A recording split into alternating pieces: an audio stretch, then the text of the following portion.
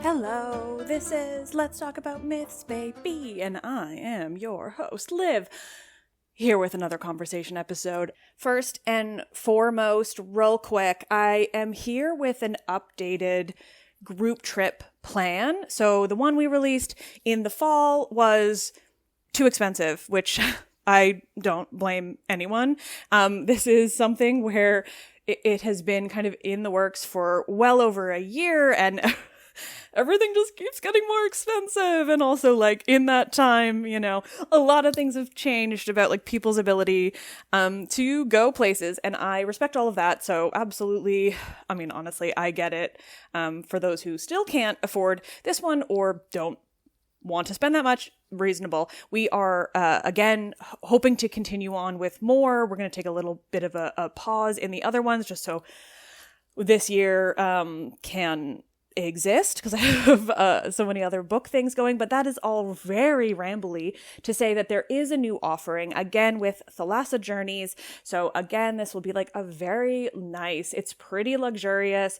It is a way to see some Greek islands in style. We've cut down the itinerary a bit, so we no longer are going to Santorini, which honestly saves $1 bazillion because Santorini is like so expensive. It's amazing, but so expensive. So we have removed that along with, sadly, Delos, but we're still going to Crete. We're doing Knossos and Heraklion, which is the most incredible museum because it's everything from Knossos, as well as some other parts of Crete, and then taking the fast ferry up to my beloved island of Naxos. This is the big thing about this trip. If you have been wanting to do islands, that's why this one is more expensive. Islands are always going to be more expensive.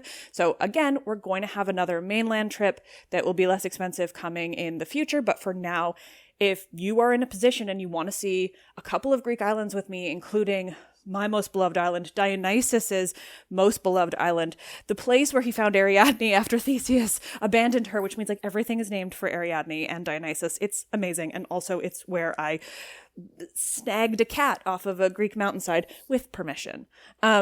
And so Naxos is really special to my heart, and I would absolutely love for everyone to come. So again, deeply rambly, apologies. I'm really good at this part. I will be sending out a newsletter with this information, but for now you can go to my website and take a look at the events tab for more information, but the price has gone down.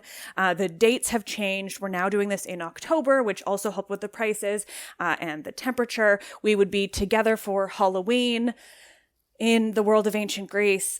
Obviously, the trip also does include Athens, so no forgetting that one. Take a look for details. And again, a little bit more affordable. I would really love if you all were able to come and join me on these Greek islands. And again, if you can't, you don't want to spend that much, you want to wait for the more affordable mainland trip, that'll be back next year. And in the meantime, for those of you who want to come to this island, these two islands with me, I'm so excited. Let's go to Naxos together. Naxos has, okay, aside from it being so stunning and having like the most beautiful beaches in the islands, I swear, they also have like the best potatoes you'll ever have in your life. You think like, oh, I've had potatoes. Well, you've had one potato. You've had all potatoes. You have not had all potatoes. You've not had Naxian potatoes. Naxian potatoes and Gruyere, literally life-changing. Come for the potatoes alone. Oh my God. This episode. So this is another case where we recorded a few months ago. We were really lining them up. And then, oh my God, we're finally releasing this episode. But what that means is that I just re-listened to it after a couple months. And that is honestly my favorite part, because I record so many of these that then they kind of flutter off away. I just remember that like how they went generally. And then I listen again and I'm like, oh my God, right. And I'm like learning all of this again. And thankfully it helps me retain this information just as much as it helps you all. And today's episode, oh my God, peak, absolute peak. We are learning about real women. And in this way that I think is kind of new in terms of the people I've had on the show in just this really specific way, in that like the goal is to look at women explicitly without men, like women as singular human entities. And obviously this is something that so many people who've been on my show are focused with. I don't want to pretend that that's not true. But in this case, so the author slash scholar expert that we're speaking with today is Katherine Backler, who has written a new book called Athena's Sisters, which is generally about women outside of their husbands, not necessarily women that didn't have husbands, as you'll hear, but just women beyond their husbands' fathers' sons. Women as people, just like the men. But this episode is so good, and what really stood out to me is that Katherine gives them names. We'll get more into that. You'll hear it fully, but that really meant a lot to me, and I'm so excited to share it with you all.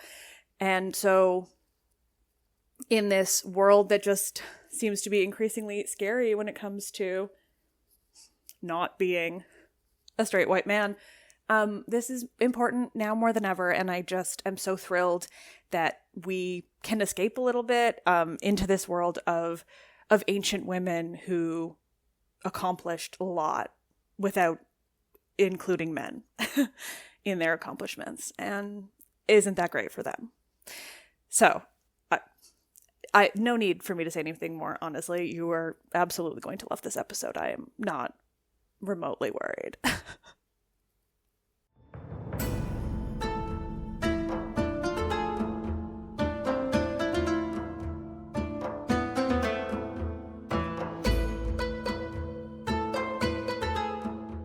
Conversations. Even women had names. Athenian women without husbands, with Katherine Backler.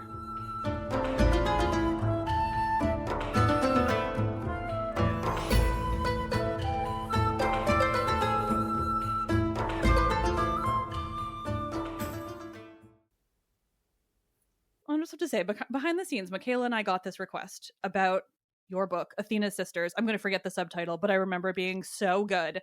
And I just couldn't wait because, I mean, again, like this podcast is like 80 to 90% women in the ancient world and in Greek myth because it's all I want to talk about. But when there's like a new, fresh, like book topic, anything, I'm losing my mind.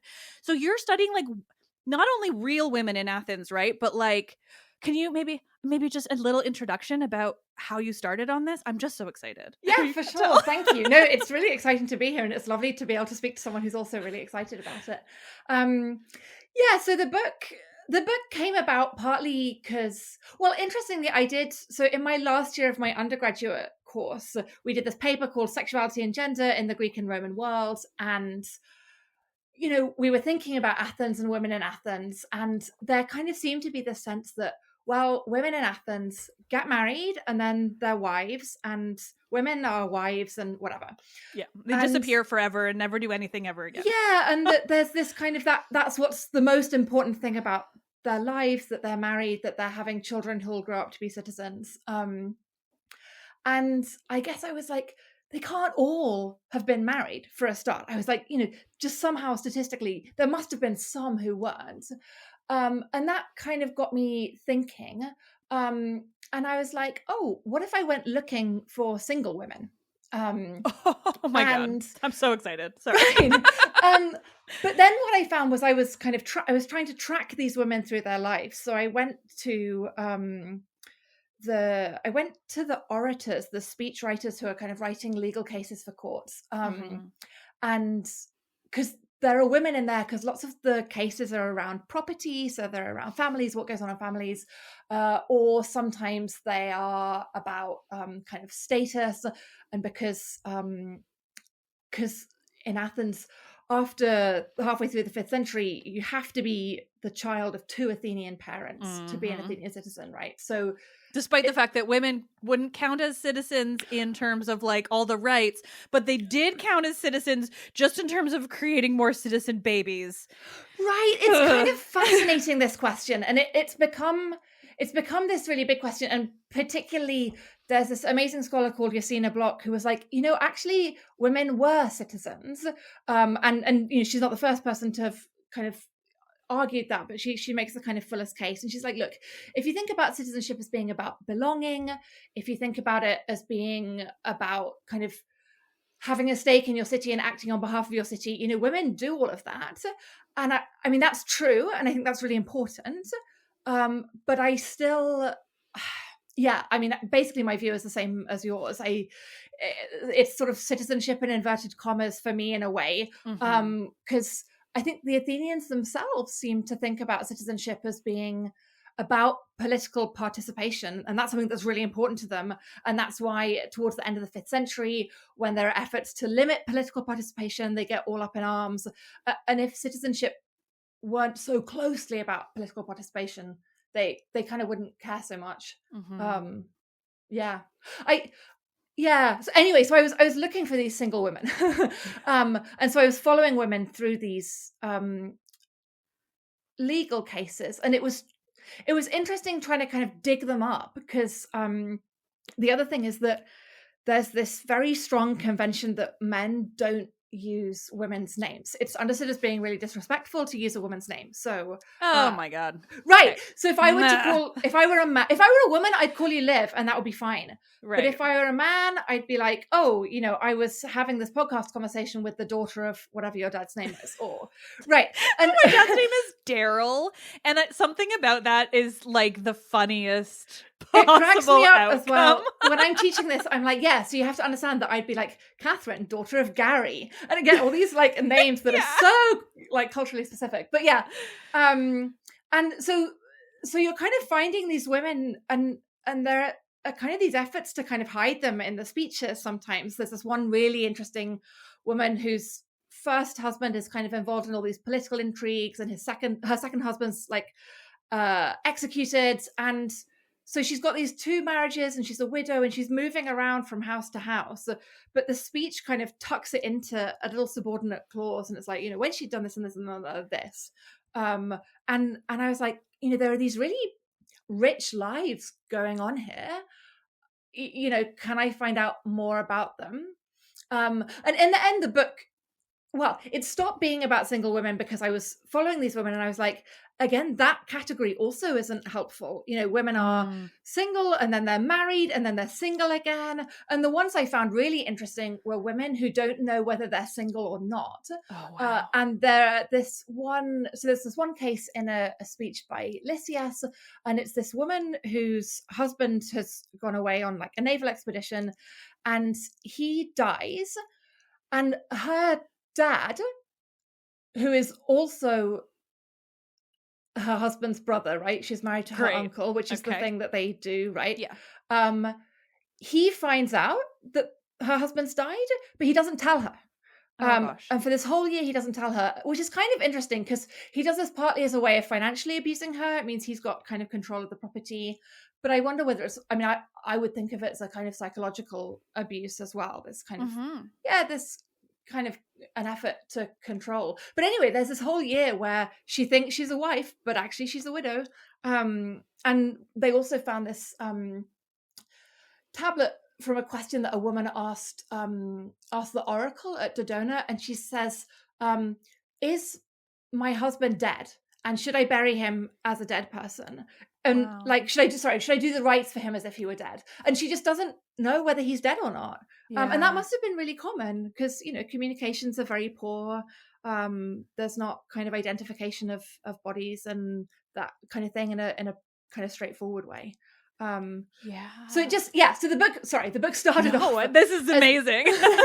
It started off as a hunt for single women, and then I was like, actually there's just a lot more going on here. But what did kind of stay from that initial kind of question was this sense of part of it is how do women see themselves? Are they like, oh, I'm so and so's wife, or are their important relationships something different? And one of the fun things I found was women who make dedications on the Acropolis, and they sometimes make dedications out of income that they've earned through their own work. And they'll describe themselves and be like, oh, Smicathere, the laundry woman, dedicated this, out of her earnings. And they're really explicit about the fact that they're earning money. And again, yeah. Sorry, I'm trying to get everything at once, but it honestly, and I'm just sitting here like in such excitement for this, like, because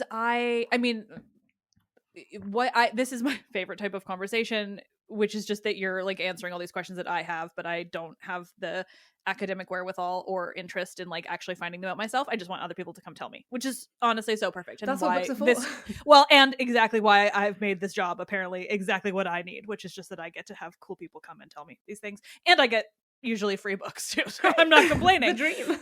Right?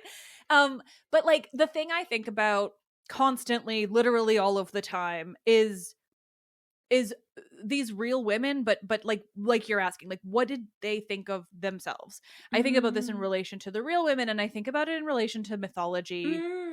And a lot, I think, one thing I've always been fascinated by is like how women saw the mythology. Right.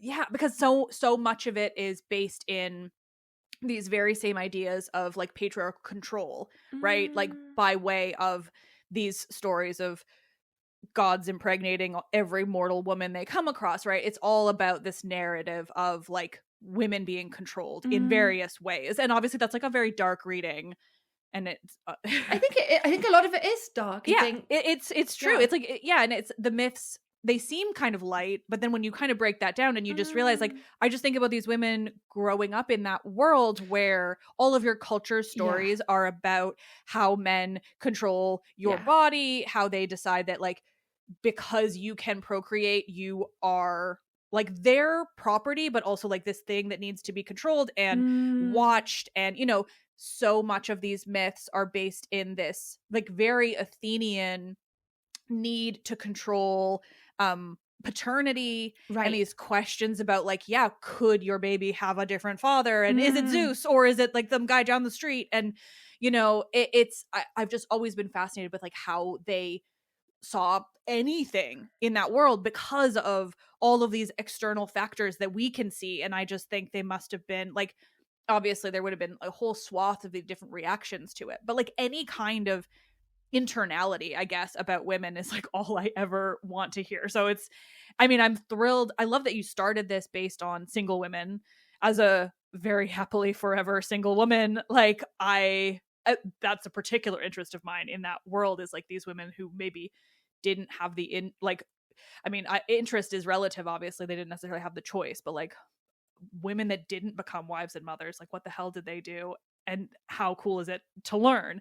But understanding that they that they earned this money and they dedicated in this way, like that is it seems so small, but it's so important, and it's so interesting to learn that this kind of like lived reality that is not about being a wife and mother. Yeah, and I think there's a surprising amount out there. That was one of the things that was most fun to discover. So one of the things that I argue in the book is that, so a lot of the sources that I was using were inscriptions, so particularly dedications and gravestones, basically. And I basically argue that if a woman is making a dedication, there are lots of indications that in some of those cases it's out of her own resources. So for example, particularly these cases where they kind of basically specify that. So she's paying for it. And also the ways that the kinds of text that they put on them, I think are sufficiently kind of varied, but also in some cases quite personal. And because the text is part of what the thing is doing. So for example, like if I just take an example. So my favorite example is this woman called Melina. So she's living in about the 4th century BC, middle of the 4th century, and she makes this dedication, and it's so helpful, and I'm so grateful to her because she just makes all these points. And she says, right, with my with my hands and the skills of my labor, I raised my children. I'm doing it in the first person because I think of it in the first person. She uses the third person, and that's quite normal for inscriptions. So they took it. So she says, with her hands and the skills of her work, Melina raised a generation of children. And having done this, she made this dedication to you, and she makes a dedication to Ergana, which is this title of Athena having to do with like work, and Athena is like a worker, a kind of crafter, from the possessions for which she labored in honor of her favor. There we go, in honor of your favor, Athena. Anyway, there we go. And so what she does several things in that, and she so she says that she's made the dedication out of the possessions that she's earned by her manual labor, right? I mean, that's incredibly explicit. Yeah, it's so cool. And then she's really interesting because she's like, what I did with those earnings, with my work, was raise my children. That's really important to her. So her motherhood is really important to her. Yeah. But she raised the children by doing the work, right? Yes, that's and by earning the money. That's what enabled her to raise. It's giving the single mother in like a beautiful way. It's giving. I really think it's giving single mother because the fact that she raised the children by earning the money. But the most amazing thing is this other phrase she uses. So she does it with the skills of her hands and whatever and her toil. But she also does it with righteous daring, and she uses this word tolma, and it's like guts, and you hear it a lot in tragedy. And I guess I'm just thinking of what you were saying about what Athenian women are thinking when they kind of encounter these kind of cultural narratives. And it's almost like she kind of reclaims that word, because it can be used very negatively. Clytemnestra, she's full of tolma, she murders her husband. But like, what's this woman's daring? What's her kind of gutsiness? Well, it's, being a single mom, raising her kids with her earnings. And then she publishes it, right? She has it inscribed into this, we think it's like either an altar or a base for a statue. And she pops it up on the Acropolis. She's not ashamed of it. She's really proud. And again, that I think that's maybe my favorite. Actually, it's not my favorite inscription of the whole book. But again, this sense of her kind of her own values. I mean, those are like value words. Righteous. It's not that she was just daring, but she was like daring in a good way, and she was like, in good standing with the gods and with society, and like that matters to her. And I think if we do look at these inscriptions, at least as potentially being by women, and we know that women are composing poetry in the form of like singing laments, which are in hexameters, which is the same meter that you get in lots of these dedications. So we know that women can compose poetry. And, even if they are paying someone else, even if they're like, right, if they go down to the sculptor's workshop and they're like, okay, I want a statue, and then either they're, I don't know, paying a poet or like asking a friend to do it, or, whatever, they've got to be saying, look, I want it to say X, Y, and Z.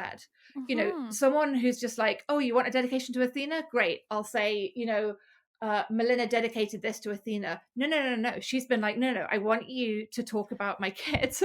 I want you to talk about, my daring. I mean, it's the word tolma doesn't appear anywhere else on Athenian inscriptions for years and years, as in like centuries and centuries. So like, it's a really weird thing to put there.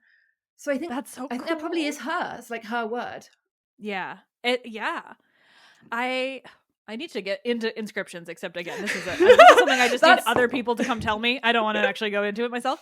But like, I'm so happy to know that. And like, even just, as a very happily childless woman who also wants to hear all the childless stories from the ancient world, I'm very glad to hear of even this internality of like, she's so happy to have raised her children. That does have, like, it did feel like her, I'm trying to use the word vocation a lot for like women. I've been looking at, weaving and all these different things that they did that were not just like a job, but like formed, how they saw themselves. And so it's so nice to see a woman who was like, no, I raised my kids. Like I did this was my accomplishment. And like, this was my kind of vocation in that sort of way. Yeah. It's beautiful. I think that's a really interesting way of thinking about it. It's like, it mattered to her. It was an achievement that mattered to her. It was something that was important to her, and it contributed to her sense of identity. And I think yeah, and it's funny, vocation's not really a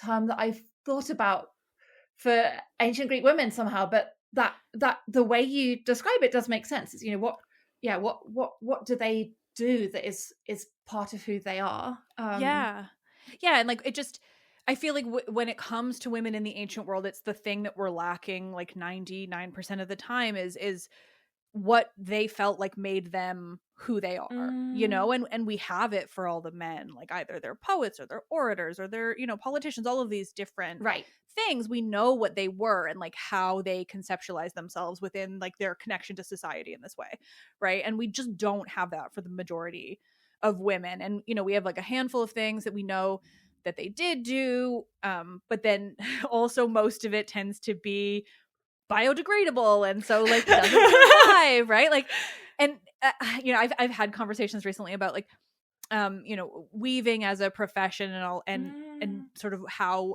that functioned as this vocation for women, but so often it is biodegradable, and I've talked about this in so many ways, but like whether it's the weaving that they're doing, or even the children, like everything that women were doing for their lives didn't survive for archaeologists for the most part, right? And then there's of course like all of the bias in terms of how things were understood in more recent years. But it's just so interesting to be able to see someone who did sort of see this about themselves, who felt some kind of like life value in their work, and like made this dedication and did it. Like there's no mention of a husband there at all, right? Like that's so interesting. And she must, I mean, there must have been one at some point, presumably, because she has children, or there was at least some kind of partner at some point, but she just doesn't mention him. And she's not the only one. Like there are other women who are like, Mikathere made this dedication on behalf of herself and her children, like not on your behalf. And so I didn't know what. That's I find that kind of interesting. But the biodegradable thing is fascinating, isn't it? Because I guess that's why I love the inscriptions so much, because they survive and they're physically there, and they give us this incredibly intimate access, I think, in some cases. Obviously some of them, not all inscriptions are like that, but some of them really do. And again, this thing about how women see themselves, and just coming back to the thing about, do women necessarily see themselves as wives? Again, it doesn't seem to be important in Melina's sense of herself. The other woman I really love is a woman called Euthila. And so at the end of the 5th century, she sets up a tombstone for her friend, who's called Biota, so her female friend. And it's got this gorgeous inscription, and it says, for the sake of faithful and, faithful and kind of sweet or pleasant or lovely friendship or love or affection, your hetaira, she calls herself her hetaira, like her friend. That word, companion, friend, Well, right, and that's but really, also what people love about that word, right? And it's there is that ambivalence, and I think basically, when it's used in a sexual context, it's functionally a euphemism. It really means girlfriend or like lady friend or whatever. All this sounds really gross. But, but for her, it's her friend, and like and they may well have been kind of aspects of kind of homoerotic intimacy there. It's really hard to tell. The word hetaira, I think we want to be like, oh, it's a sex word, but like I think in this context it's not, right? It's about their relationship with each other. But the fact that she describes herself as this other woman's friend, it's like, oh, who are you? Oh, I'm my best friend's friend. That's who I am. I just think it's so beautiful. It's so women too. Like I love those things, like those like really those examples of how humanity has not changed at all. Like that's just such a a girl thing to do in this way that like not in a way that it is a way that is pretty unique to women and just how we see friendships. Like there's, I won't get into it, but there's something to be said with this as compared to the male loneliness epidemic. This idea of like women that see themselves as like firstly friends to their friends, and that's so nice. No, I mean, that's fascinating. I also, it brings up, I regularly joke with my listeners that I have a theory that a bunch of women in ancient Athens were just having a lot of fun with each other because men just never conceptualized sex outside of penetration. So the women could have been like having a whole gay time and the men wouldn't have had any idea. Not to say all of them were, but I just think it's kind of a delightful thought that the dudes were like, oh, my wife's just been hanging out with her girlfriends for the past 24 hours straight. You know, they can't do anything out of like untoward. So Yeah, it is really interesting because it's such, as you say, it's like such a sex segregated society. So women, spend almost all their time with women. Men don't really know what they're doing. And sometimes they're like, oh yeah, it's fine, I don't care. And sometimes they're like, well, this is suspicious. Yeah, I always find it interesting. Conspiring. Right, yeah, right. And it's really, so at the beginning of this Aristophanes play where the women, they launch, right, the Ecclesiastes say they launch a communist takeover of the government, right? And at the beginning, they're all like, oh, weird, my wife's gone. Like, where could she possibly be? And one of them is like, oh, maybe her friends invited her over for brunch. And that's like, oh yeah, maybe that's it.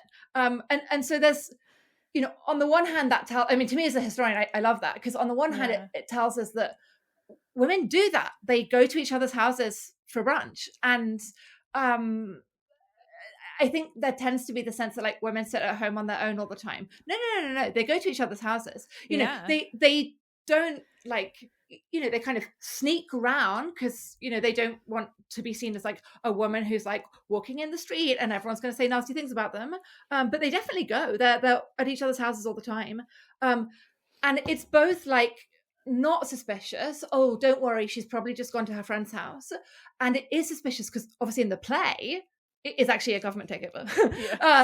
Aristophanes is always suspicious of women, though. Right. But he does give us all these glimpses of like what's going on in women's lives. There's this other like tiny throwaway line in Lysistrata where this woman's like, oh, I organized this like party the other day and I like invited all the women from the neighborhood around. My favorite kind of discovery of the book, maybe I've said that several times, one of my many favorite discoveries. I say that about every like conversation. I'm like, well, this is one of my favorites. It's just, you have a new favorite every moment, and that's right. It's great. It's what makes my job so much fun. Yeah. It's this a later comedy by Menander, and Menander's plays are like totally different to Aristophanes, and they're pretty weird. But I really fell in love with this play. It's called like The Samian Woman, and lots of things that are nasty and horrible happen in the play, like as in lots of Menander plays. This young man rapes this young girl, and the inverted commas happy ending is that they get married, and that is right. I know it's horrible, and I've never read any Menander, but you're not making him seem that appealing. Okay. I mean, all of the plays are like this: rape in first scene, marriage to rapist in last scene. But what's kind of amazing is that by the by, we get this picture of, it's set in these two neighboring houses, and there's one of the families, it's a mum, a dad, and their kind of teenage daughter, and the other family, it's a man and his like live-in girlfriend, if it depends what you want to call her, and his adoptive son. And anyway, the women are friends. And the first speech of the play, the son is like, oh yeah, so like the woman next door was really nice. And he basically uses this word that's like kind. She was just really nice to my father's girlfriend. And they made friends. And then he's like, and they spent a lot of time at each other's houses. And we get this portrayal of like what a female friendship looks like. You make friends, you hang out at each other's houses. And what's really fun is that one of these women is a poorer Athenian woman, and the other one is she's a Samian woman, so she's Greek, or is she, right? Yeah. So she's probably a sex trafficking survivor, basically. She's and she's either come from Samos, or more likely she's come from somewhere else and kind of been sold through Samos. They just call her the Samian. She's got a name, it's Crucis, which is like Goldie, Blondie, I don't know. Yeah. I was gonna say that because Crisa is like such a common name too, which also is right. Okay. And she, anyway, so they're friends. So we've got this friendship between a poorer citizen woman and an immigrant, and they're mates. They hang out, and then Croesus, the Samian woman, hosts this party at her house for a religious festival, and they all go around and they hang out in the house, and they take over the house. They start off on the roof, which is where you do this particular festival, but they like spread out through the house. And the teenage boy, who's clearly a bit of a loser and has nothing better to do, is like awkwardly in the house, and he's like, oh, this is really kind of weird, like the women have like staged a takeover of my house. And he's like whoops, I was like a weird kind of spectator. And so like he's the outsider on this woman's event. And I don't know, I just got quite interested in the ways that women, you know, we can be like, oh, the important kind of divisions in Athenian society are you a citizen or are you not? Are you married or are you not? And yet, it's in a comedy. We don't know how realistic it is. But we've got this friendship between a citizen status woman, an immigrant. One of them's the Athenian woman's married, then there's her unmarried daughter, and like they're all friends together, and like their friendship really comes through. So the Samian woman, Croesus, she helps breastfeed the teenage daughter's baby, so they like share the breastfeeding. Again, fascinating. Would love to know how common that was. And then when Croesus' partner gets really angry with her and starts threatening her, the woman next door takes her in. Wow. And all of this, and again, this is so Athenian, and this is like so what I feel like my job is doing. Neither of these three women, who, again, in some ways their relationship is really richly portrayed, two of them are non-speaking and don't even appear on stage until the end, right? And all the thing about her taking in her friends is all we get is the man turning back into his house and being like, oh, stop nagging me. Don't worry, I'll bring her in. So again, we're supposed to understand that she spent the last kind of few hours saying to her husband, come on, this is my friend. We've got to look after her. We've got to take her in. Yeah. Yeah. But wow. I got interested in like so again, we have these ideas about what divisions matter in Athenian society. But I think if you look at it from the perspective of women, sometimes the definitions are different, right? What matters to Euthila is not who her dad is or who her husband is. It's that she's Boeotes' friend. That's what matters to her. Yeah. And what matters in this fictional setting is, oh, well, she's my next door neighbor. She's been kind to me. We hang out together. It doesn't matter whether she's Athenian or not. And like, don't get me wrong, in some cases it really does matter. And it matters to women as well. And they're like, oh, I'm a citizen. You're not, you can't treat me like women that. Can be xenophobic too. Right, for sure. But then there are these kind of cases where something different is happening. And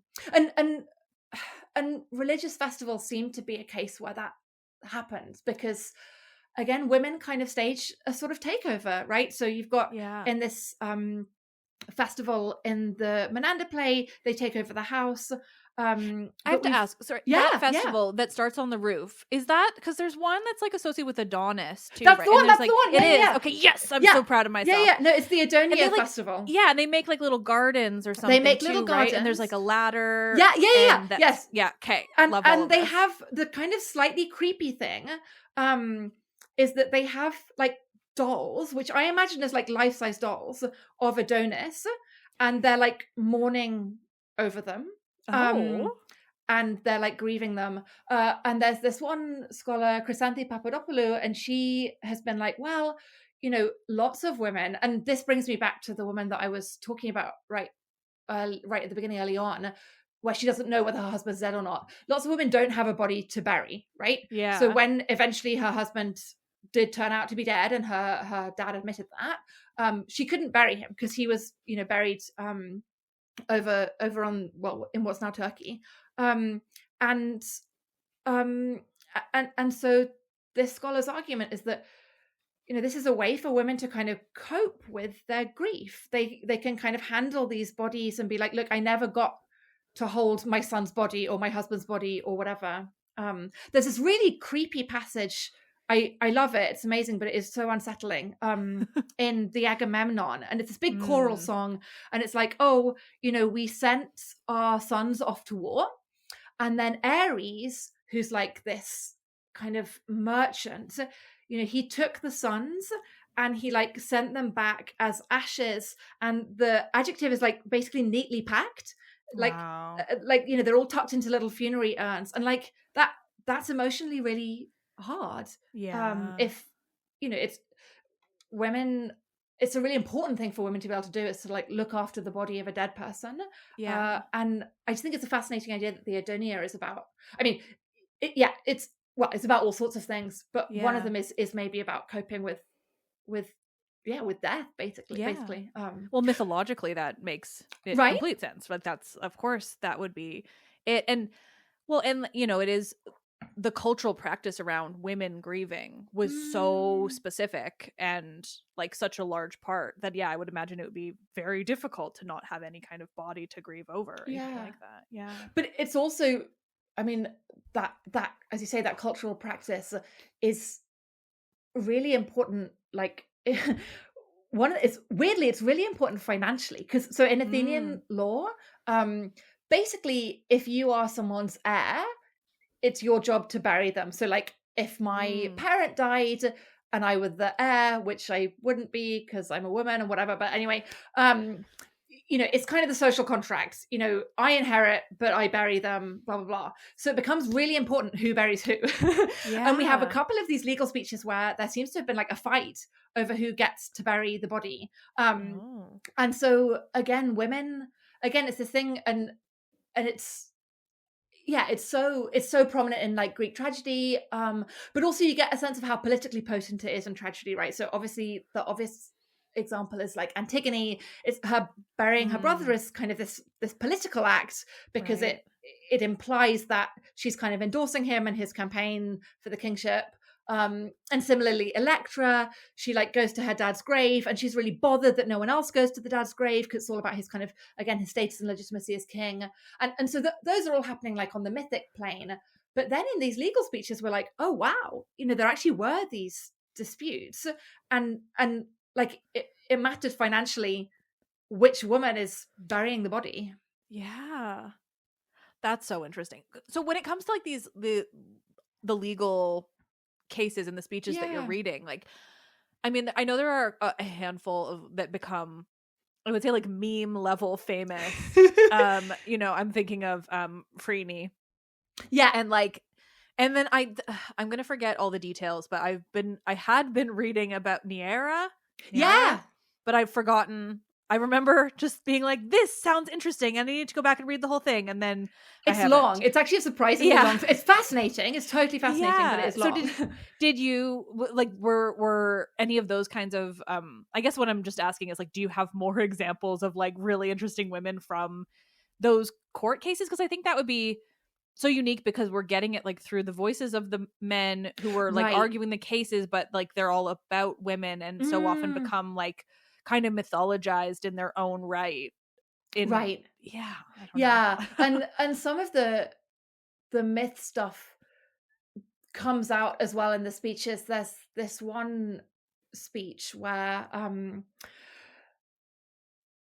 so this woman, it's actually this unbelievably complicated situation, and again the trouble is you also don't, it's really hard because a lot of everyone is trying to cover something up. Yeah, of course. Yeah, these are all lawyers, essentially. Right, yeah. and you've got to, it's really hard to be like, look, what do I think really happened here? And if I never know that, what can I get out of this speech anyway? In terms of like what might be expected and so on. So there is this one speech where, this man allegedly marries this woman and then like has sex with her mom, and they have a child. And anyway, at some point someone's like, oh, what would we call this kind of baby? Maybe we'd call him, and then they list all these like mythical names to be like, this is so complicated and weird, like a Greek tragedy. So that, I guess that's in their heads. It is. I mean, that's a weird one and not a particularly helpful example. I guess. But I love it anyway. So don't get me wrong. I'm just like, okay, that's bizarre. I also like ancient gossip. That's fine too. That's how women helped each other.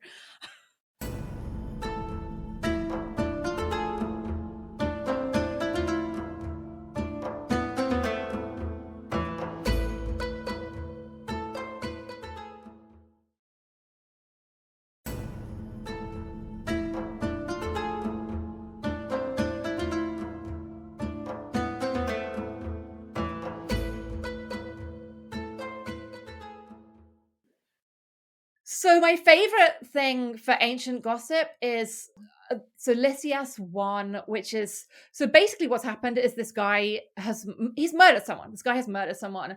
And he's like, oh, actually, it was fine that I murdered him because when I killed him, he was in bed with my wife. And there's a specific exemption in the law that says it's fine to kill someone if you catch them in bed with your wife. And that is true. There was that exemption. Wow.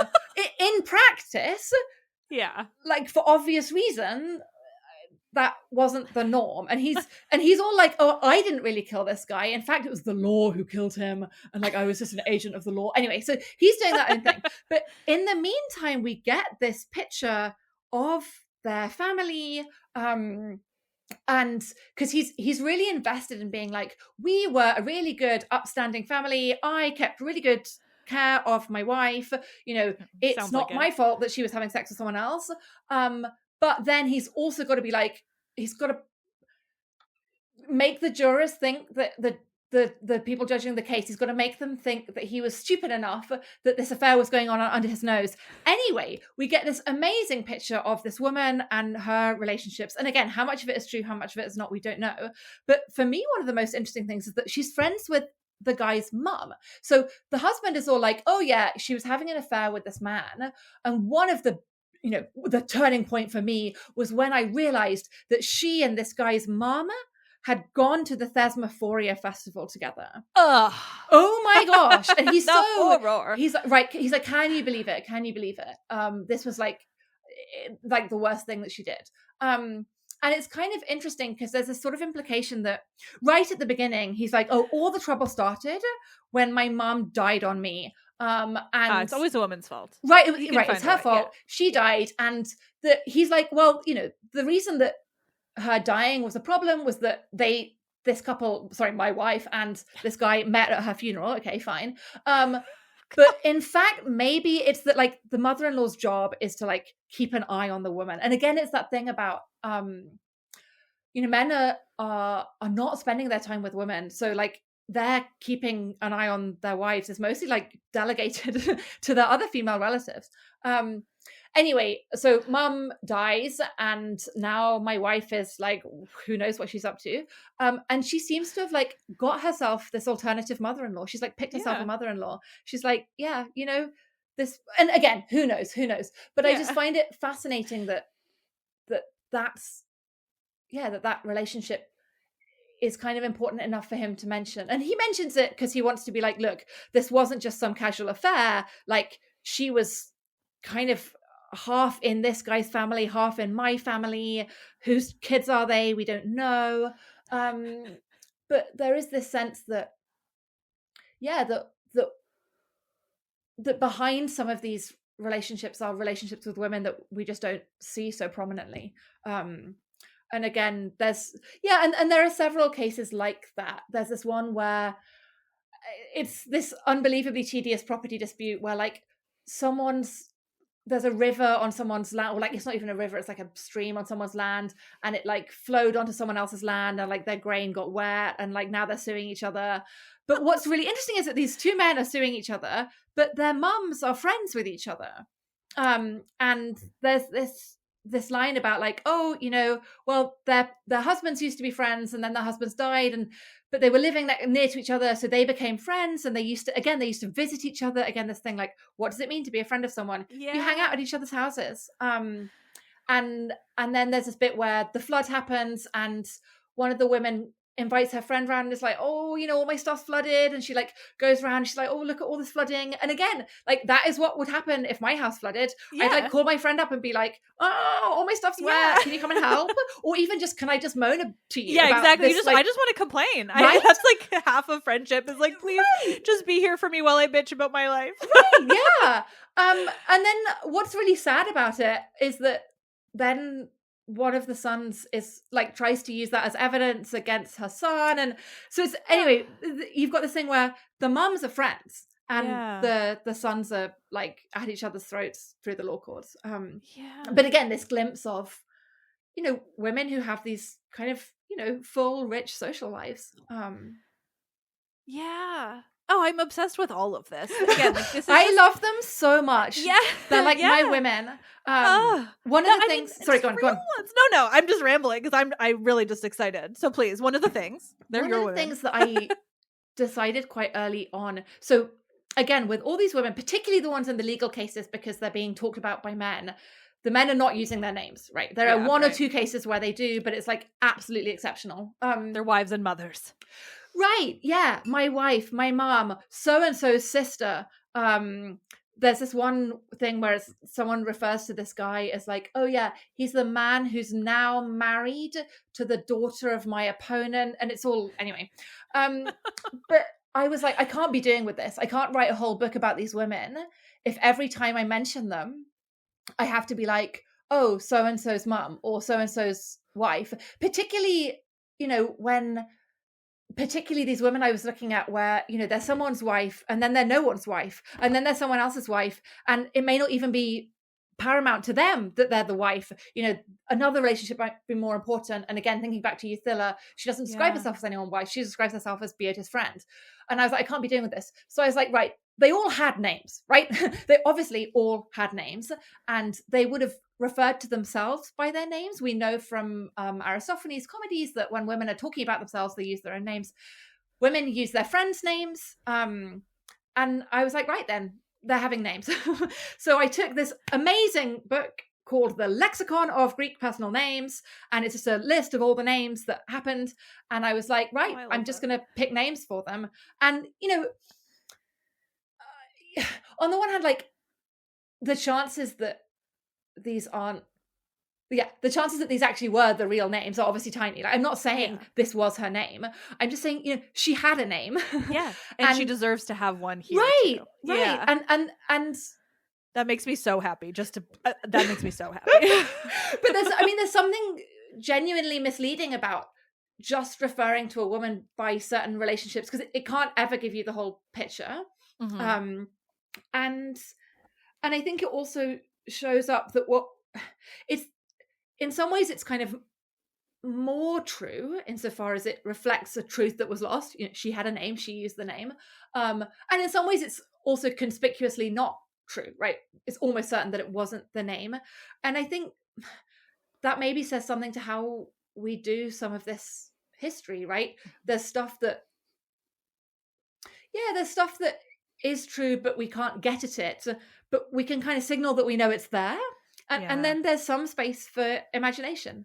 Not just making stuff up out of nowhere. I wasn't like, oh, this is Bella and this is Susie. I picked names that, were 5th century names or 4th century names that were used in Athens and, whatever. But anyway, now I'm like, oh, these are my women. And so my housemates would be, well, they would take issue with my saying this, but I really loved doing the indexes for the book. My housemates would be like, oh my gosh, Katherine, you were going absolutely crazy when you were doing those indexes. And yeah, I was. But one of the things I did was I was like, you know what? I'm going to have an index of all the women. Here are all my women. Here's like, let's say, Melina, who we were talking about earlier. So it says like Melina, single mom, raises her children by the work of her hands, makes this dedication. She's on page whatever. And I've got like, I think about 125 women, like, and people are like, oh, we don't know anything about women. We can just talk about women in general, or like, oh, and I'm like, no. We know all these people. And sometimes we know their real names, particularly the dedications. One of the women that I'd love to know more about is this woman who she makes a dedication in the sanctuary of the god Pan, which is in this like cave and like interesting things going on there. And she's like, oh, this dedication was made by the beautiful Mika. And she's like, I'm really pretty. I just like kind of fascinating. Like she gives herself an adjective. Good for you, girl. It's so cute. It's so lovely. Yeah.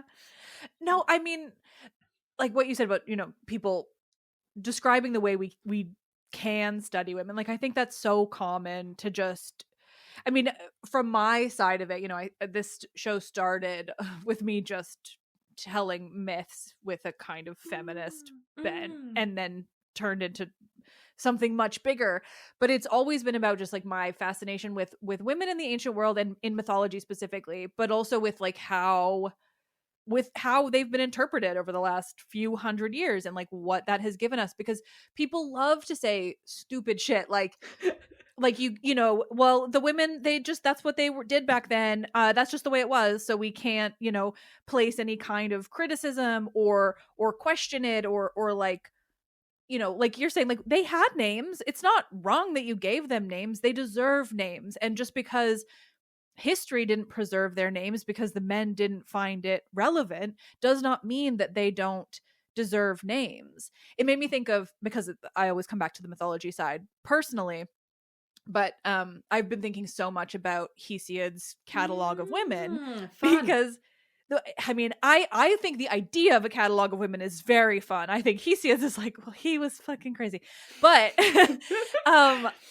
like even the fragments that we have of it, of this like quote unquote catalog of women, is literally just about whose mother they are or whose wife they are, right? And it's like, oh, okay, so even in this thing that is like ostensibly about the women, it's still not about the women, right. Yeah, and so it's so important to do like what you did, to give them names, to pick out what little stories or information we do have about women, because it is, it's true that we don't have much, but it's not because they didn't make much. It's not because women didn't do it. It's because of countless things, but the primary one being the patriarchal power structure and how they decided that it wasn't worth preserving. Either that was in ancient Greece or in the 2000 plus years since, right? Yeah, there's generations of men who just decided our stories weren't worth preservation, but that doesn't mean they weren't there. Right. Yeah. I think that and the names are an example of that, right? Because if it had been the women writing these sources, you know, because women were using women's names, we'd have the names. You know, it's not, you know, it's the catalog thing is, so the Athenians love lists. They just love them. And one of the things that is really fun, and again, you know, and because in the same way that you always want to bring it back to the myths, I always want to bring it back to the epigraphy, to the inscriptions, because I'm like, it's like physical stuff. But you get these, so these big, like, this is going to sound unbelievably boring, but like, hang on in there. It's not these big financial records of everything that the treasurers of the temple at Eleusis were spending. Okay, fine, great. Like, oh, you know, in this month we spent this. So it's basically a list of contractors. Like, we paid so and so whatever for bricks. Fine, but there are women who appear in it, and so we're like, oh, you know, we paid this woman called Thetaly. Maybe she's Thessalian. We paid her X amount of money to make these little kind of sturdy waterproof caps for the construction workers to wear. And then there's this other thing where it's like, oh yeah, there's this woman we bought roofing materials from. Her name's Artemis. And there's a woman we bought like red, like this. It's this red kind of stone that's used as a dye.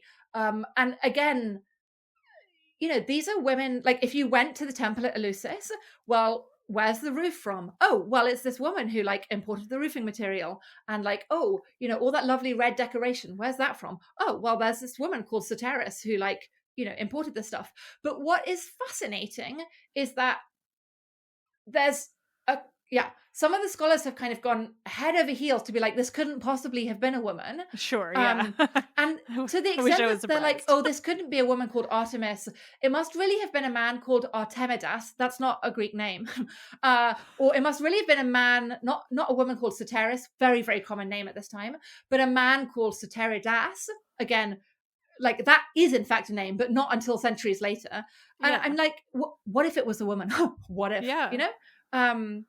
Even from my, like, I know very, very little ancient Greek. I've never studied it formally, but I have been entrenched in this world for long enough to know that, like, the idas, name ending doesn't even sound like time period appropriate. And Soteris is like, I'm trying to think of the word now, but that's so wild. And scholars, I mean, and I say this like 50 years ago and beyond, because I think it's vaguely better now. But It is. No, it is better. Yeah. It is. Yeah.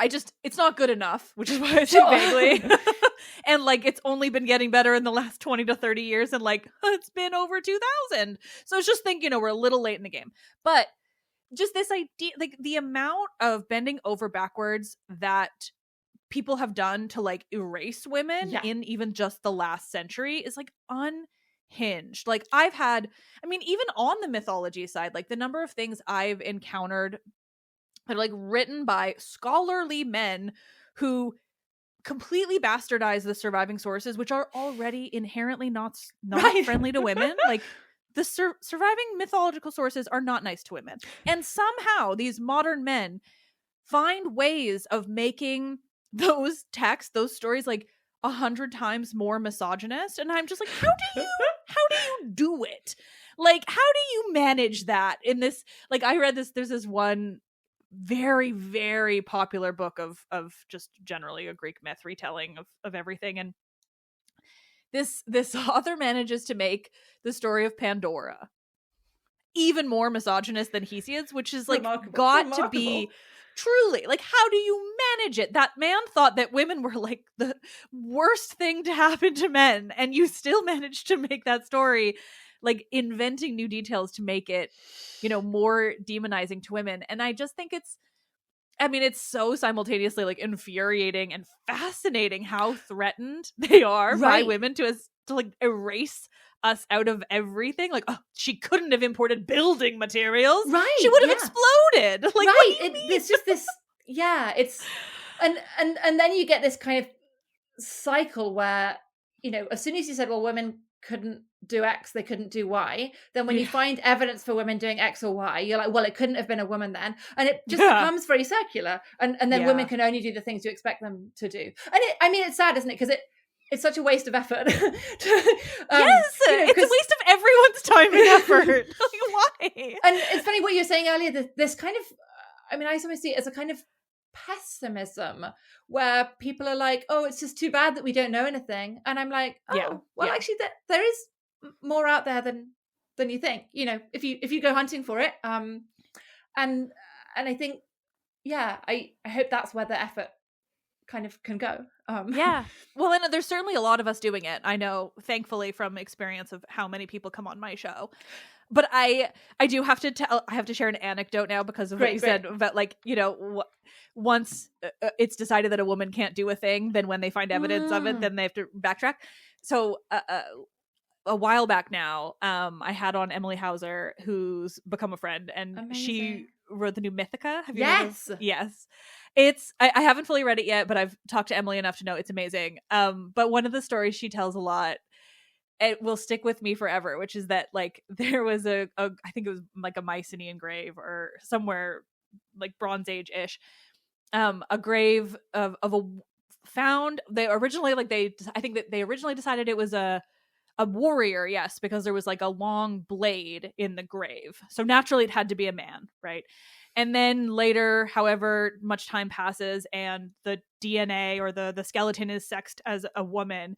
And so they decided that wasn't a blade, it was like a penknife. Unreal. Where it's like, okay, so once you can no longer say that this was definitely the grave of a man, then you simultaneously can't have it be a woman's grave with a weapon. Like, those two things, they just don't work. So it's like, well, in order to change one, you have to change the other. It's just like this like cognitive dissonance that it's so hard to learn about, because you're like, this is crazy. Like, what do you mean? It doesn't make any sense. And that's the thing that drives me so wild about patriarchy generally, is like, doesn't benefit any of us, and it doesn't make any sense. No, absolutely. And again, there's like the effort of explaining it in the counterintuitive way. And sometimes it is important to read things, to be open to unexpected possibilities, right? Totally. And to read things in a different way. But when you have to work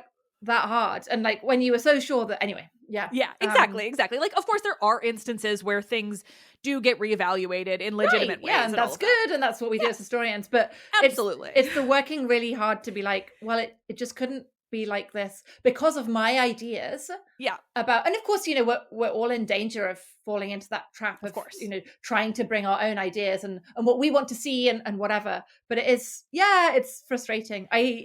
One of my women is this. She's described really interestingly as a midwife and doctor, and the word doctor is used like just normal doctor, like not a like lady doctor or just a doctor. What did they? That's amazing. First, but now I have a question about the Greek. Did they have a word for doctor in that way? Because I always feel like it was like either. Anyway, sorry. Now it's iatros, as in like of course, pediatric medicine or like anyway, so she's an iatros, as well as a midwife. So there's this lovely gravestone for her, which again was set up by a woman, seems to have been a client of hers, a woman called Antiphyla, and she's like, it's this really interesting kind of double meaning. She's like, she didn't cause anyone any pain, and now that she's dead, everyone misses her. And again, the thing about pain is it's both like, she never made anyone upset, but it's also like she was a good doctor, like she didn't hurt me.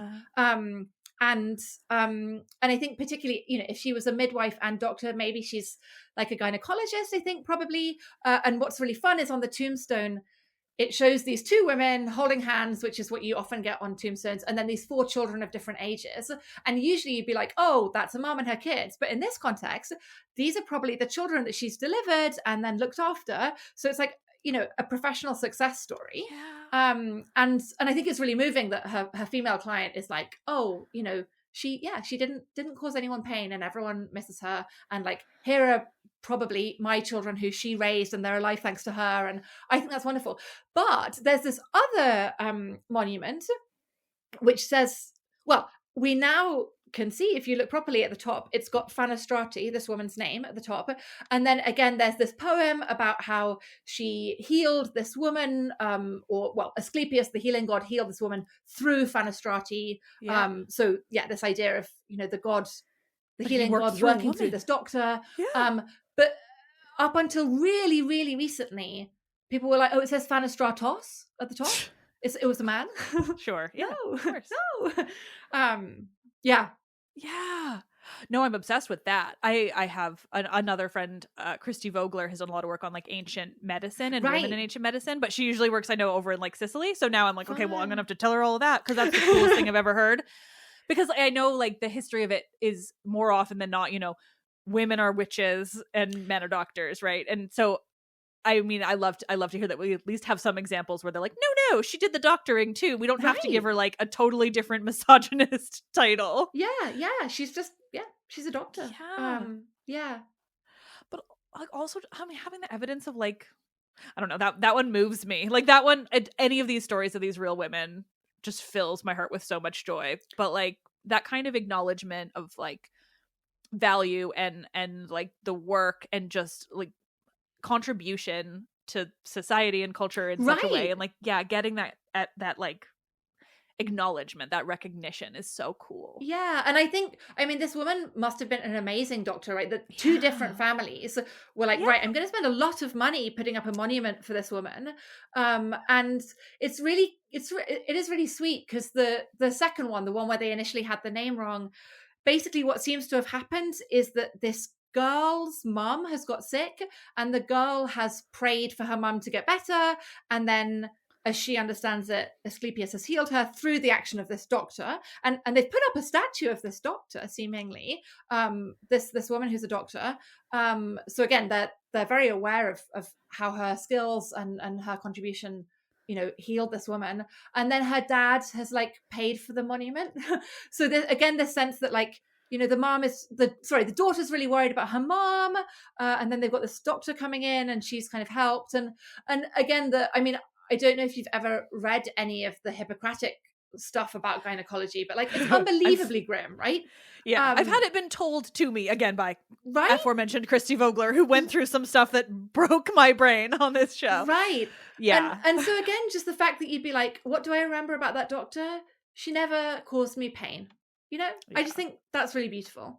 Yeah, I've got some suspicions about how being a woman could aid in such a thing, given the Hippocratic corpus on women's medicine. Yeah. She was probably like, I know your uterus is probably not in your shoulder today, so I think that I will treat you accordingly. And then everyone's like, oh my God, I just had like safe and happy medical care. And yeah, literally it's just a woman being like, I don't think your organ migrated that far. It's not logical.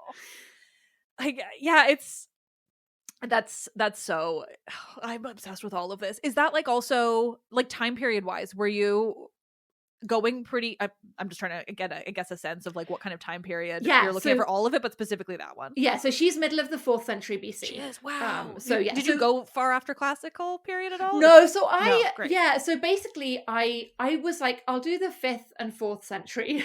And those are my favorite centuries too, so I'm glad to hear. I mean, basically, I find the earlier stuff absolutely fascinating, and I'd love to spend more time with that. And yeah, I mean, I think Emily House's work is amazing. And again, I mean, yeah, there's just so much there, which is really wonderful. But I wanted to be somewhere like I had, actually a lot of evidence that I could kind of pretty securely date. Yeah. But also to be somewhere where people are like, oh, there's just no evidence. It's just too bad. Hell yeah. Like once you get later, you get, women become much more prominent in the historical record in many ways. In Athens, I think they actually are very prominent, but people tend, and obviously not everyone, and it is getting a lot better, but people tend to assume there's nothing there, or they talk a lot. And I think the tragedies are amazing. And I think the tragedies do tell us in interesting kind of weird, indirect ways about women's lives and the kinds of expectations that there were of them. And obviously those, they shape cultural expectations and so on. But it was really nice to be able to be like, but also I have these real women. I mean, it makes such a difference. And I think, working within that time period in Athens too, I mean, everything you just said, and also from like my perspective as just vaguely on the outside of it, like I want that more out of that time period in Athens than most other time periods, because I also think that is the time period and that is the region that solidified like all of our modern ideas about like quote unquote ancient women, right? Like that is what formed it in this way where like we know that women were treated quite differently elsewhere, but most of our records are from Athens. And so everyone like made all of these determinations about women in Athens and then used that to determine like women of all of ancient Greece. And I feel like it's just caused so much of this modern idea of we don't have sources for ancient women or women didn't do things, right? Like Athens is, and that time period of Athens is like the kind of like heart of that issue. So it's a perfect, I think, period to be able to find this evidence of real women. It means more. Yeah, no, I obviously I hope you're right, but I think, I think, and again, there's this, that people take that as the classical, but also that that becomes such an influential cultural touchstone, both for our ideas about women, but also for our ideas about like society and democracy and whatever. And so to be able to write the women back in and to be like, okay, there are all these kind of, you've got a society where, there's all this stuff going on, and, but women are also kind of involved in it, and they're shaping what's going on. They're shaping how the social structure works. They're determining who's in and who's out in their own kind of different way. And just like, again, they're putting the roofs on the temples. You were saying earlier about weaving and the way that, unfortunately most of it just, biodegrades. But I mean, Athens' massive fleet with which it dominated the Mediterranean for ages. I mean, who made the sails? Women, in the Piraeus, weaving. Who made the clothes that every single person would have been wearing? Like, I feel like that's a thing nobody ever talks about. We talk all about what they wore. Who made it? Yeah. Like, and why is it that was so like such a minor field for so long? Like, again, better now. Yeah. But like on this whole time period up until the last few decades, where the world is so obsessed with ancient Greece and wanted to talk all about all of the things they did, all of these great things, and all these men with all of their flowing fabrics and all of this. And it's like, who made those? Yeah. Like, yeah, it's just, it's such like, I don't know. Yeah. Women generally and their contributions, and then how it's seen, it's like, again, so fascinating and so infuriating and so just like, yeah, I don't know, heart-rending. Yeah, and there's so much more to be done, because we do amazingly, we have these records of, so at this sanctuary of Artemis in Attica, somewhere called Brauron, women. I want to know all about it. Okay. But yes, I'm somewhat familiar. Great. So women dedicate clothes there.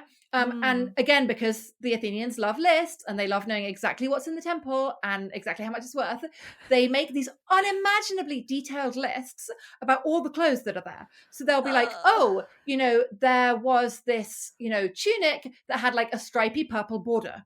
Or, oh, there was this thing and it was in like this kind of color that was a bit like a frog.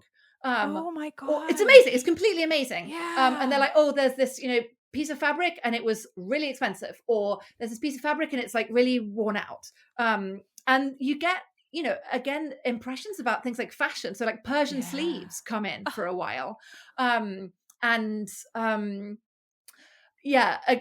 again, this sense that, for women, they'd have gone to these sanctuaries. A lot of this stuff was displayed. They had some of them, they're like, oh yeah, and this dress is in a display case, or, this dress, we've put it on the statue. So women are going there.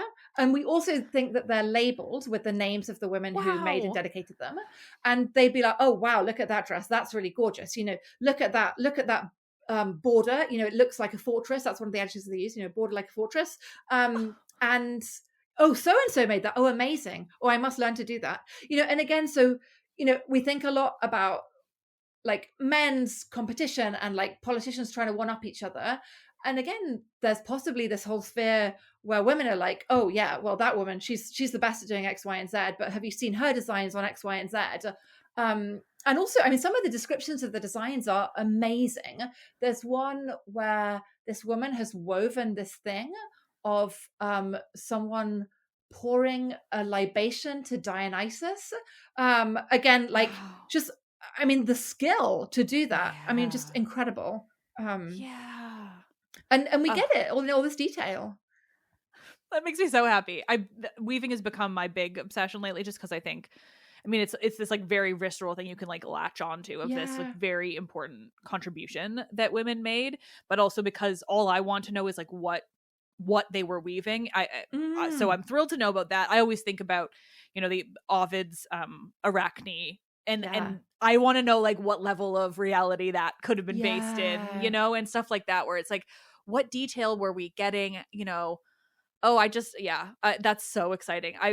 Brauron is a big, I would like everyone to talk to me about it at all times. I have another friend who's working on a lot over there, and eventually she'll come on the show. Amazing. Oh yeah, no, I'm excited. But it sounds like a fascinating, the fabrics. Sorry, now I'm obsessed.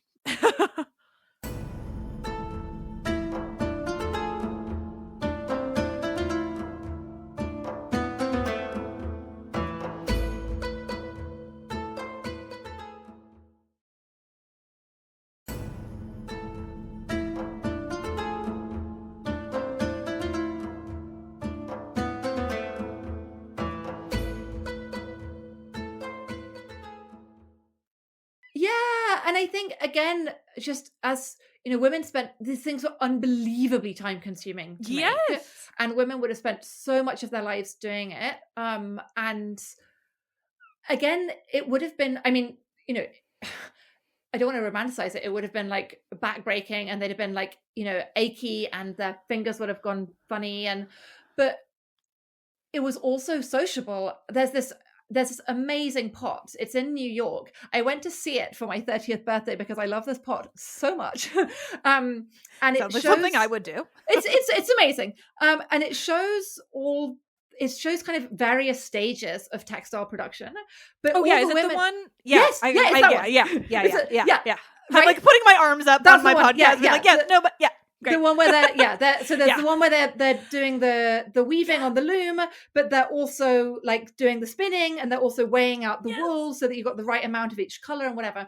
I've stared at that photo or photos of that pot a lot lately. So what I found really shocking, I went to New York and I was like, obviously this is the coolest pot in the whole of the Met Gallery. I was expecting it to be like the centerpiece in the room, and it wasn't. And also it's tiny. I'd imagined it as huge, but it's so small. Anyway, I love it. I'm obsessed with it. But they're all working in pairs or threes, right? It's not something you do on your own. And it's this very kind of sociable thing. And again, it's something that, and this is something that there's this archaeologist, Lynn Foxall, who's done loads of work on this, but it's something that you'd have learnt at home. And when you were very, very little, you'd have started, your mum would give you like a piece of like, sheep wool that had like little bits of shit in it, and you'd like pick out the sheep poo and like make it all clean. And then when you get a bit older, you learn how to like comb the wool and make it straight. And when you get a bit older, you learn how to like spin it. And then ultimately you move on finally to weaving, not least when you're big enough to operate the loom and strong enough, because it would have been, hard.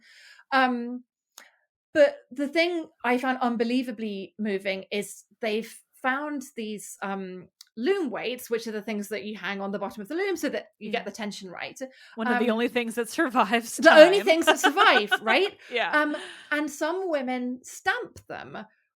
Sometimes they've got like a little seal that's got a picture on and they stamp them, or they just get like their hair clip or their hairpin and they stamp them, and they're like, this one's mine.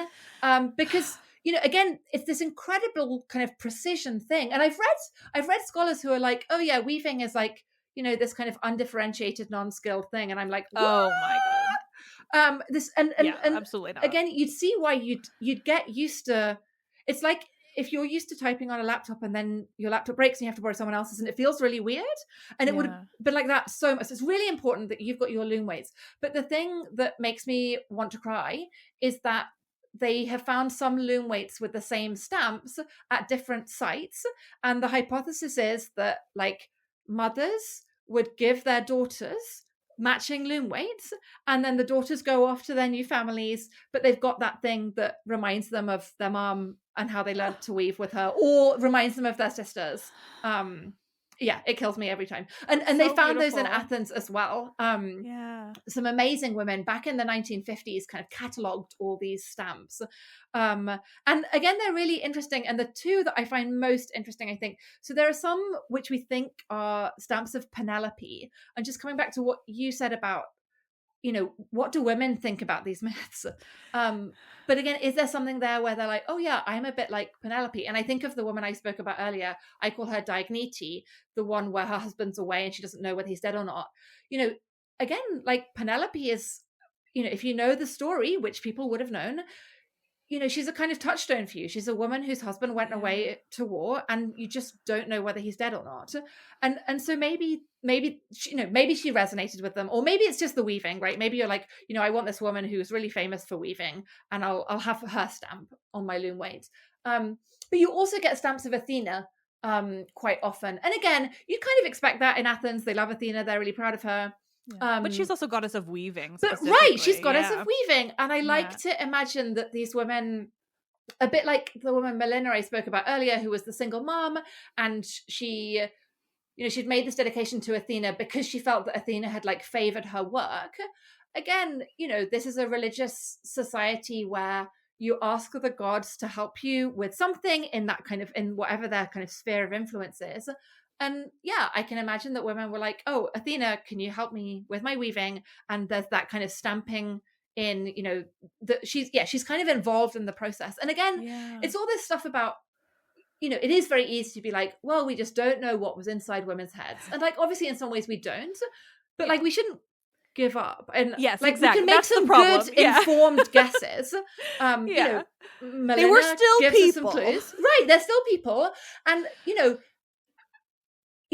choosing to decorate your own loom weights, that's a real expression of like personality, right? It's like, putting stickers on your laptop, which people do, and they put stickers on to show often people have like political slogans or like, things about what country they're from, like little flags or whatever. Are you going to show me your laptop? I'm just going to just take a sip from my water bottle that has a orca with "Eat the Rich" on it. Incredible. Not a political statement. No. Right. So it's Canadian, it's political. So you've both got your like, and again, Athena, arguably the same thing. This is my homeland. Arguably it is a political statement. I belong to Athena. I belong to Athens. That's a statement of kind of political allegiance. Who knows? But I think, and again, you get this sense of personality, and it can be so easy to talk about women in the ancient world as, even when we're talking about, I think personality is something that I just find, is there any way we can get at that? And that is, or preference, again, this article that when I first was reading about these stamps, it was like, oh, well, why do some women, stamp them in this way, and why do some of them stamp them in that way? And at one point it was like, well, maybe, and the article says this, maybe they just liked this style and didn't like that style. These are real people who had likes and dislikes, and sometimes we can see them, and that's just so exciting, I think. Well, and to bring it back to the Penelope, because I think that's such an interesting, the loom weight and the Penelope of it all is so interesting, because and a great example of personality and how these things can mean so many different things, because like, as you said, it could very easily be this kind of like ode to a famous weaver whose husband was away, and sort of her strength throughout that. And then simultaneously, my read on Penelope and her weaving is how much it was an act of rebellion and how much it was an act of self-preservation, like separating the missing your husband of it all and emphasizing this is the way she prevents herself or keeps herself safe from all these predatory men, right? Like that's what she did to stay safe from them. So it's like even a name as simple as Penelope on a loom weight could hold so many different meanings for an individual. Yeah, absolutely, for different people, and different people will have resonated with different aspects of her story. Exactly. Like two Penelopes could have such different ideas. Yeah.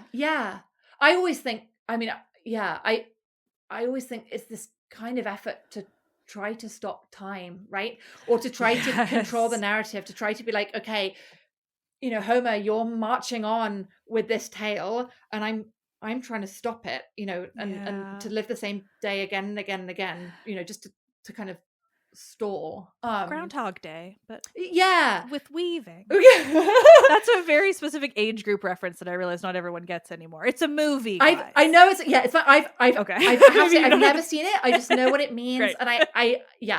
And you get the reference at least. I have recently. This came up with somebody once, and they just like fully didn't get it. It was just like, that's a random holiday. It's like, okay, no, sorry. This is a very specific like early 90s movie, late 80s. Jesus. Anyway, doesn't matter.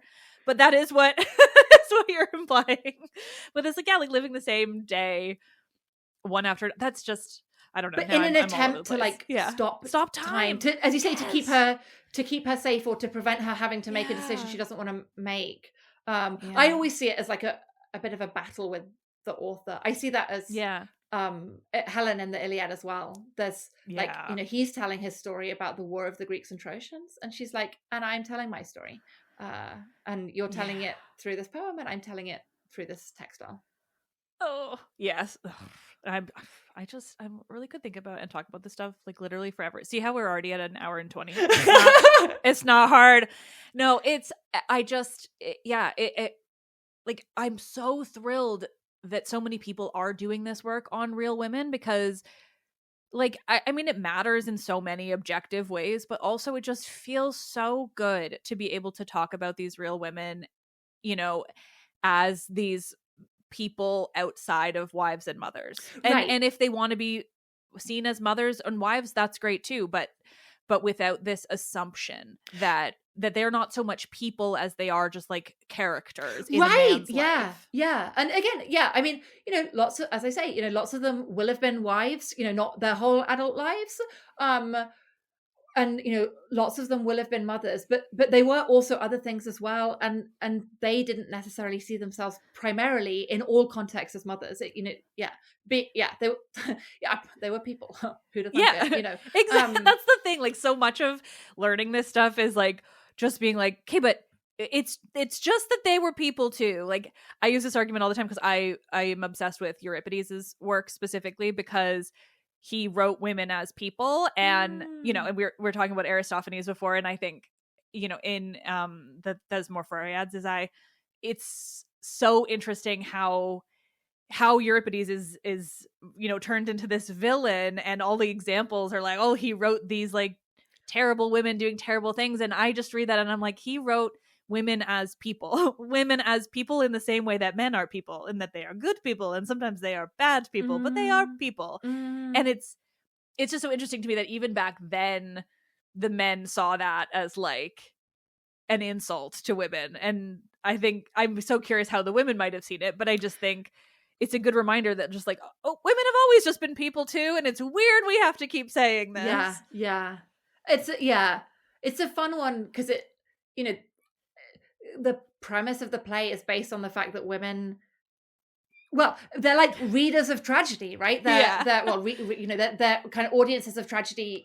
Even if they're not in the theater, they, women as they're portrayed in that Aristophanes play, have takes on these tragedies and have views about what they think of the characters and what they're doing, and also about the ways that the portrayal shaped their own lives. It's a really fun play. I love it.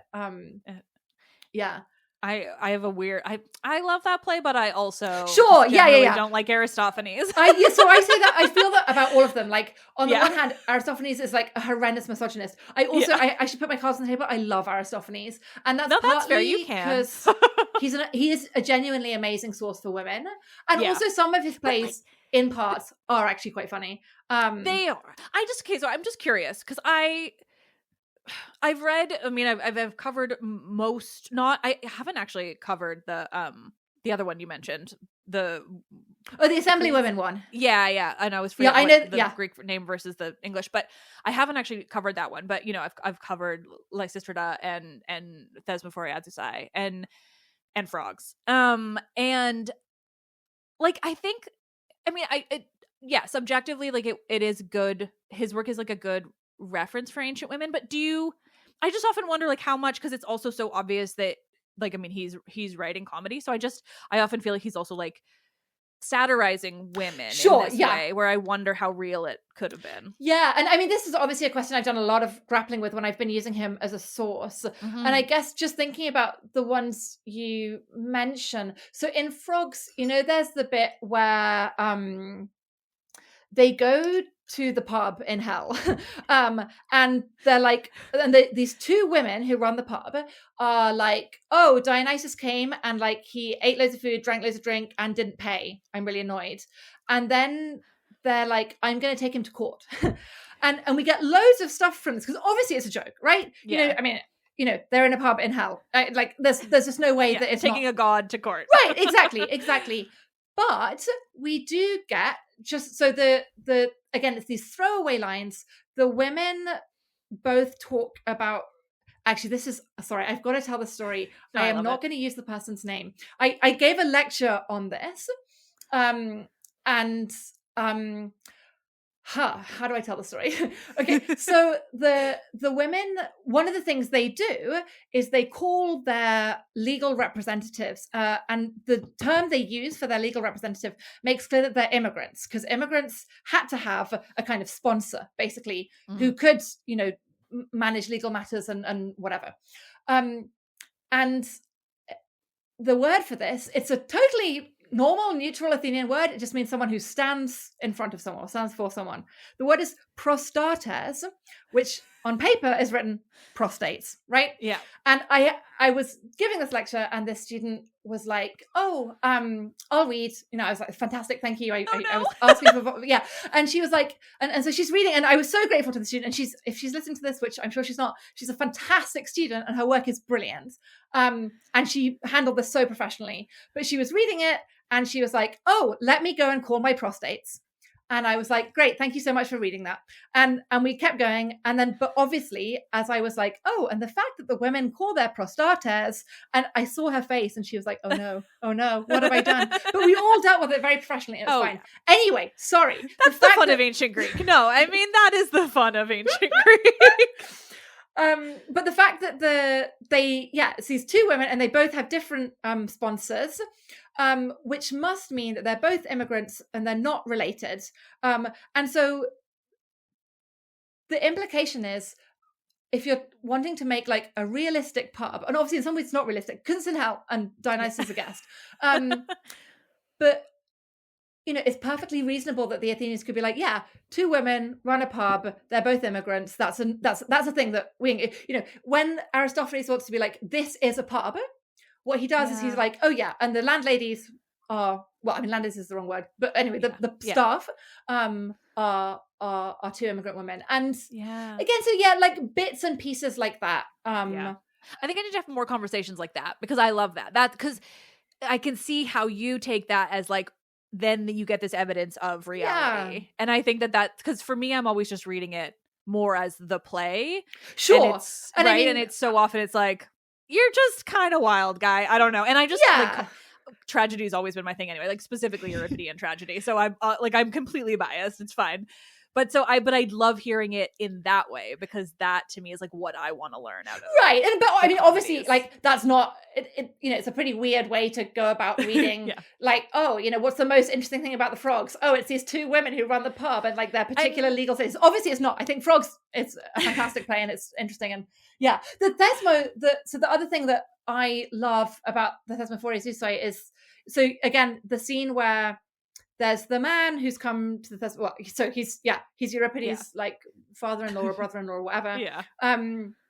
And he's dressed up as a woman, and they're like, right, okay, there's an intruder at the festival. We've got to find her or him.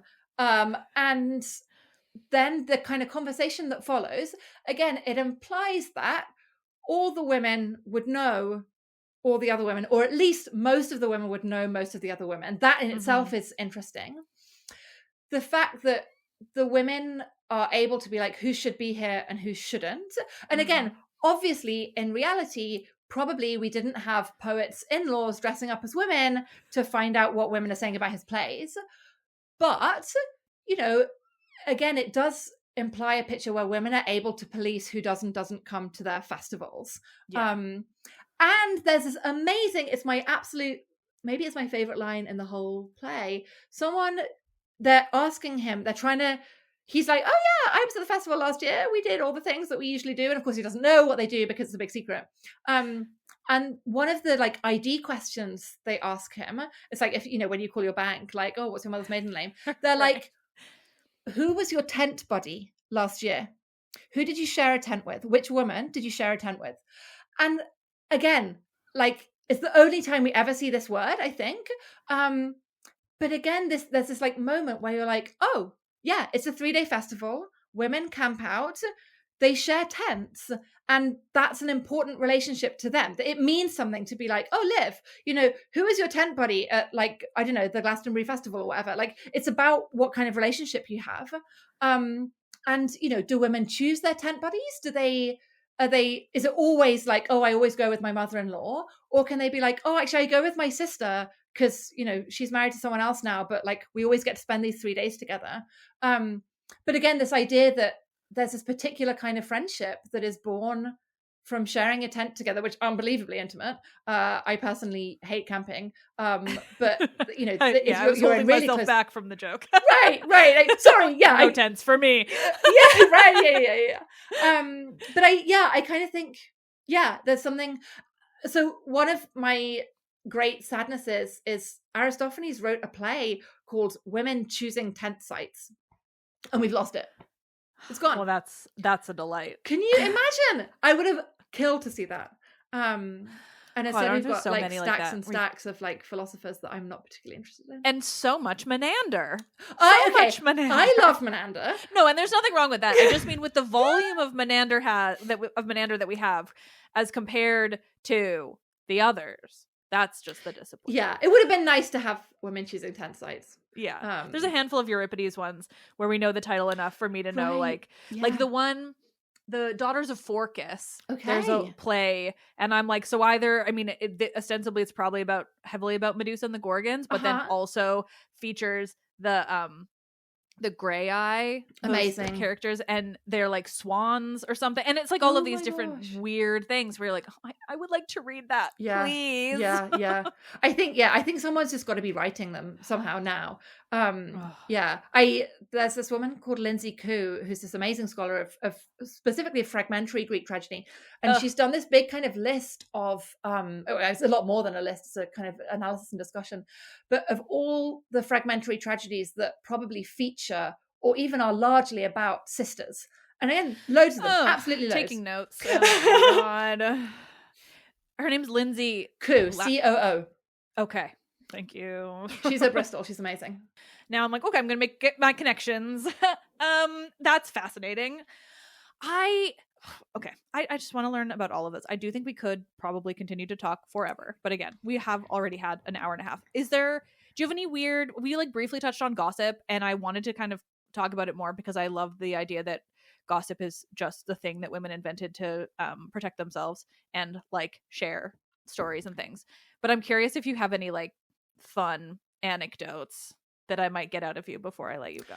Yeah, that's a good one. Let me see. Fun anecdotes, fun gossip. I guess the tricky thing is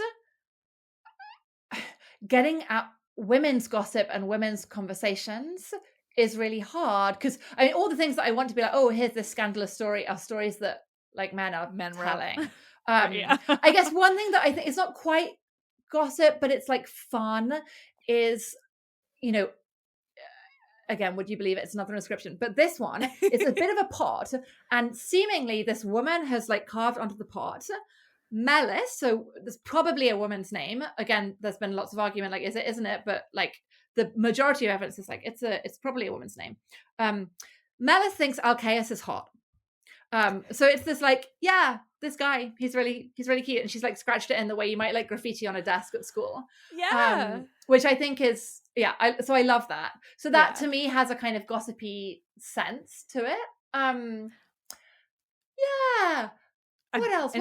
Anything like that too is just so nice, right? Because that feels so real. Again, like, it's like doodling someone's name in your notebook, right? Like, there's this interesting bit right at the beginning of Lysistrata where Lysistrata, and again, the word she uses for her friend is like, it's like a specific word for neighbor, to be like, she lives in my district of town. So again, this sense that like women have these relationships that we don't otherwise really see the words for. Oh, she's my tent buddy. Oh, she's my like neighborhood friend.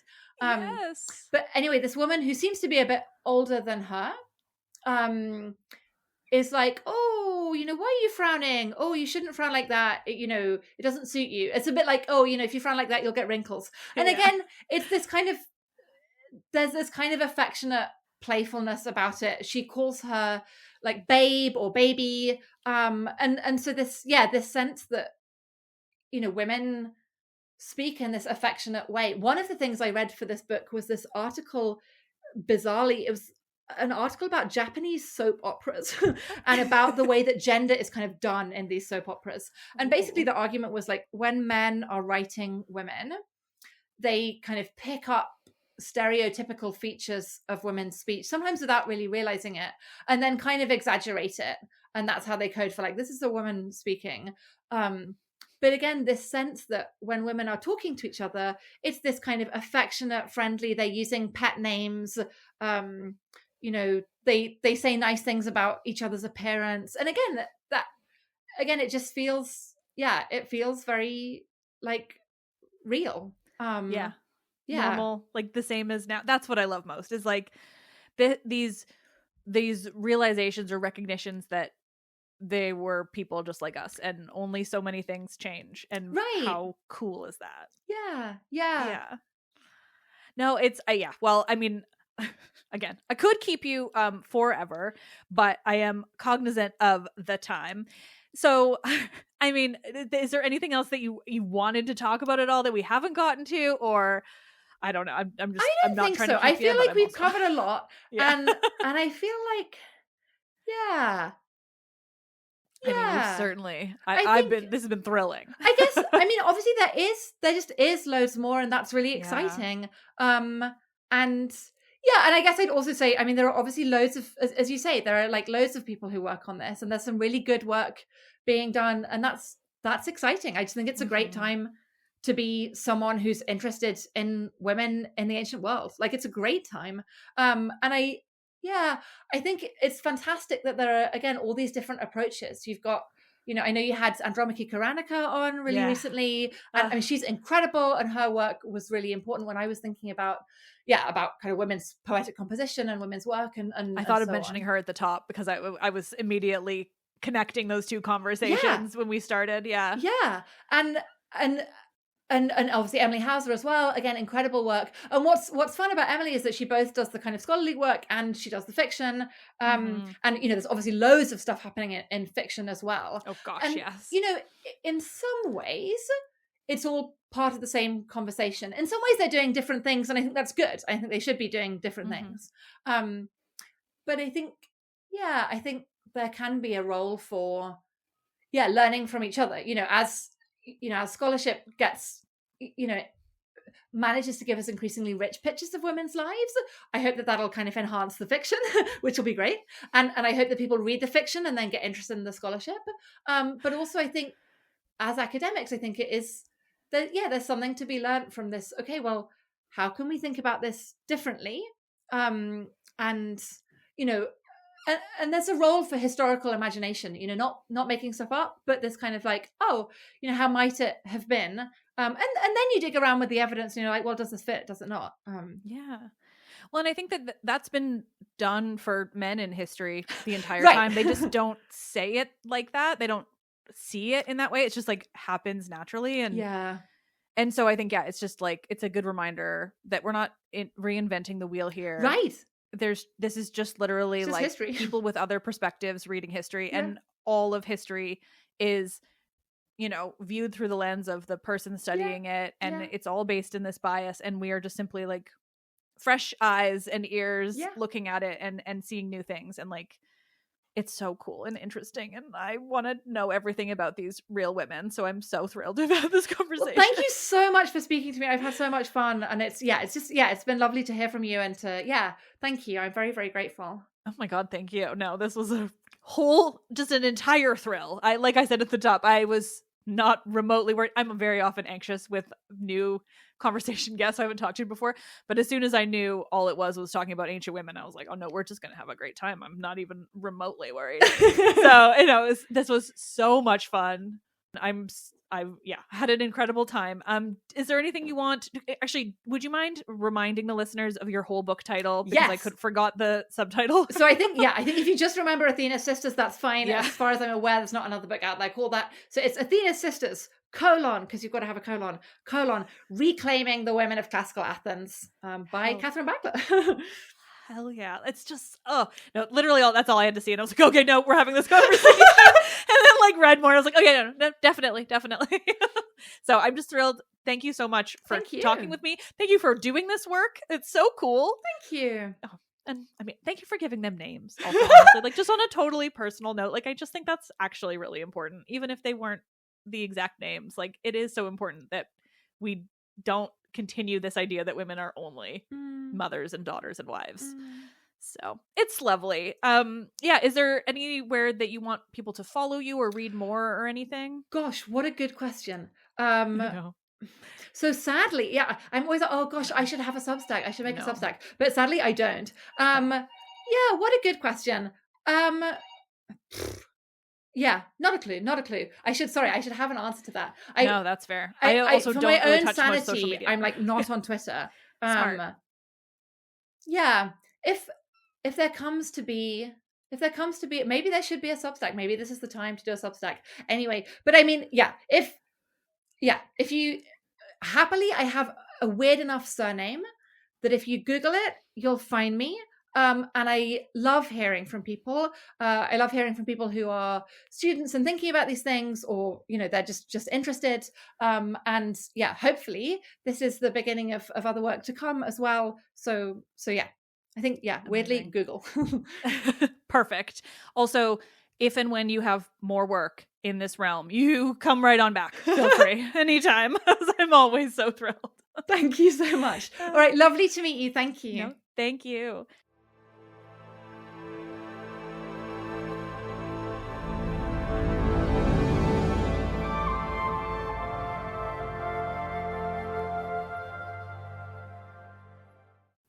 Nerds, thank you as always. Thank you again to Katherine for speaking with me, because it was really so good. I'm so glad you all finally get to hear this one, and I'm really hopeful for more and more conversations exactly like this, where we are just focusing on these voices that have been so long forgotten and ignored because of the patriarchy. So enormous thank you to Katherine, and honestly, for real, like, come back. Let's Talk About Myths Baby is written and produced by me, Liv Albert. Michaela Penguish is the Hermes to my Olympians. Selection music by Luke Chaos. The podcast is part of the Memory Collective Podcast Network, where we are trying to bring stuff like this, just history with an attempt to look at everyone else and care about everyone else. You can learn more at collectivemem.com or via my website, mythsbaby.com. As always, please submit any questions, comments, thoughts, and feels for the next Q&A episode. I would love to do more, but I need more from you. So send those in. There's a link in the episode's description or mythsbaby.com/questions. Thank you all. I keep reading the news, so I don't know what else to say, but we have each other, and we have history and furious empathy for like people. And that'll keep us going. So thank you all so fucking much. I am Liv, and I love this shit.